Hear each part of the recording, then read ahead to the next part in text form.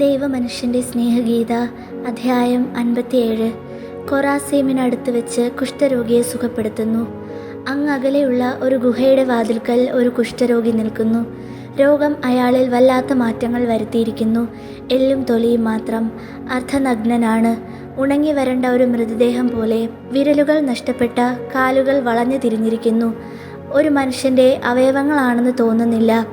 അയാളുടെ കൈവിരലുകൾ ഏതോ ഭീകരരൂപിയായ ഒരു പരുന്തിൻ്റെ നഖങ്ങൾ പോലെയുണ്ട്. കാലിൽ ശേഷിക്കുന്ന ഭാഗം ഒരു കാളയുടെ കുളമ്പ് പോലെയും. അയാളുടെ തല സൂര്യൻ്റെ ചൂട് കൊണ്ടുണങ്ങിയ ഒരു മൃതദേഹത്തിൻ്റെ തല പോലെ തോന്നും. കുഷ്ഠരോഗി നെടുവീർപ്പിടുന്നു. വക്കുടഞ്ഞ ഒരു പാത്രമെടുത്ത് അരുവിയിൽ നിന്ന് വെള്ളം കോരി കുടിക്കുന്നു. കുറ്റിക്കാട്ടിൽ നിന്ന് ചില ചെടികൾ പിഴുത് അവയുടെ വേരെടുത്ത് കഴുകി വായിലിട്ട് ചവയ്ക്കുന്നു. ആബേലേ, നീ എവിടെയാണ്? ഒരാൾ ഓടി വരുന്നു. സാമുവേലേ, നീ തന്നെയാണോ ഇത്? വേറെ ആരെങ്കിലും ആണെങ്കിൽ എന്നെ ഉപദ്രവിക്കരുതേ.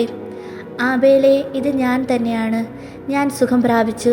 എനിക്ക് പറയാനുള്ളത് കേൾക്കുമ്പോൾ നീ സന്തോഷിക്കും. സാധാരണ കൊണ്ടുവരുന്ന റൊട്ടിയുടെ പൊടിക്കഷ്ണമല്ല, മുഴുവൻ റൊട്ടിയും കുറേ മീനും ചീസുമുണ്ട്. നീ എങ്ങനെ പണക്കാരനായി? നീ എങ്ങനെ സുഖം പ്രാപിച്ചു? നീ പഴയ ആളെ അല്ലല്ലോ. കേട്ടോളൂ, കഫർനാമിൽ ഒരു റബ്ബി വന്നിട്ടുണ്ടെന്ന് കേട്ടു, ഒരു പ്രവാചകൻ. ഞാൻ അവിടെ പോയി. ഈശോ സുഖപ്പെടുത്തിയ മുടന്തനാണ് ഈ മനുഷ്യൻ. അയാൾ അടുത്ത് ചെല്ലുമ്പോൾ കുഷ്ഠരോഗി വിലക്കുന്നു.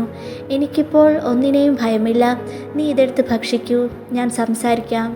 ആബേൽ, ഞാൻ പറയുന്നത് കേൾക്കൂ. വിശ്വാസമുണ്ടെങ്കിൽ നീ രക്ഷപ്പെടും, സുഖം പ്രാപിക്കും. ആരിലാണ് വിശ്വാസം വേണ്ടത്? ആ റബ്ബിയിൽ, എന്നെ സുഖപ്പെടുത്തിയ ആ റബ്ബിയിൽ. ഈ രോഗം അവസാന ഘട്ടത്തിലെത്തിയ എന്നെ എങ്ങനെയാണ് സുഖപ്പെടുത്തുക? അദ്ദേഹത്തിന് കഴിയും. ഈ റബ്ബി മിശിഹായാണ്. മിശിഹ, നിനക്ക് മനസ്സിലായോ? ദൈവപുത്രനാണ്. വിശ്വാസമുള്ള ആരെയും സുഖപ്പെടുത്തും.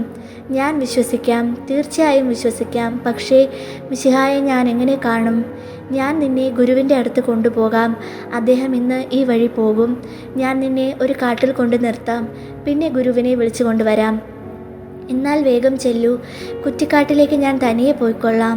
പാതയുടെ ഓരം ചേർന്നുള്ള കിടങ്ങിലിറങ്ങി ഓടയുടെ നടുക്കുകൂടെയും ചെടികളുടെ ഇടയിൽ കൂടെയും അയാൾ ഇഴഞ്ഞു നീങ്ങുന്നു. കുതിരപ്പുറത്ത് ആരോ കടന്നു പോയപ്പോഴും വൈക്കോൽ കൊണ്ട് 2-3 ചുമട്ടുകാർ പോയപ്പോഴും അവർ കാണാതെ അനങ്ങാതെ കിടന്നു. പിന്നെയും മെല്ലെ മുൻപോട്ട് പോയി.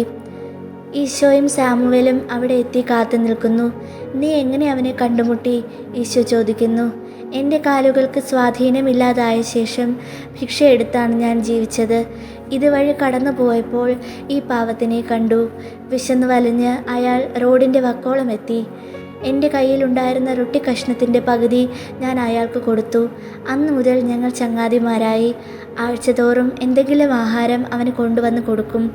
സാമുവേലേ, നീ നല്ലവനാണ്. ഇതുകൊണ്ടാണ് ദൈവം നിന്നിൽ പ്രവർത്തിച്ചത്, ഈശോ പറഞ്ഞു. കുറ്റിക്കാട്ടിൽ ഒരനക്കം. ആബേലേ, നീ തന്നെയാണോ? വരൂ, ആ വാൾനട്ട് മരത്തിൻ്റെ കീഴെ ഗുരു നിന്നെ കാത്തു നിൽക്കുന്നു. ഗുരു, പരിശുദ്ധനായവനെ, എൻ്റെ മേൽ കരുണ തോന്നണമേ. അവൻ ഈശോയുടെ പാദത്തിങ്കൽ വീണു. അവൻ മുട്ടിൽ നിന്ന് അസ്ഥികൂടത്തിൻ്റേത് പോലുള്ള കൈകൾ വിരിച്ചു പിടിച്ചു. വിരൂപമായ കൺകുഴികളിൽ നിന്ന് കണ്ണീരൊഴുക്കി. അയാളിൽ നിന്ന് ദുർഗന്ധം വമിക്കുന്നുണ്ട്. ഈശോ കൈ നീട്ടി ആ പാവത്തിനെ തലോടുന്നു. കുഷ്ഠരോഗി പുറകോട്ട് മറിഞ്ഞു. എന്നെ തൊടരുത്, എന്നോട് കരുണ കാട്ടണമേ. ഈശോ മുന്നോട്ട് നീങ്ങി കാരുണ്യപൂർവ്വം അയാളുടെ തലയിൽ കൈകൾ അമർത്തി. സ്നേഹം തുളുമ്പുന്ന സ്വരത്തിൽ പറഞ്ഞു, ഞാൻ ആജ്ഞാപിക്കുന്നു, നീ സുഖം പ്രാപിക്കട്ടെ. എഴുന്നേൽക്കൂ, പുരോഹിതൻ്റെ അടുത്തേക്ക് പോകൂ. നല്ലവനായിരിക്കൂ, ഇനി പാപം ചെയ്യരുത്.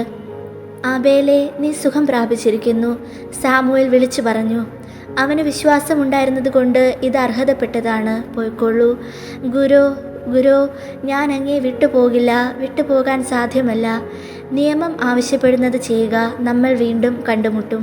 ഞാൻ നിന്നെ ഒരിക്കൽ കൂടി അനുഗ്രഹിക്കുന്നു. സാമുവേലിനെ അവിടെ നിൽക്കാൻ ആംഗ്യം കാണിച്ചിട്ട് ഈശോ പോകുന്നു. കൂട്ടുകാർ 2 പേരും സന്തോഷം കൊണ്ട് കണ്ണീർ പൊഴിക്കുന്നു.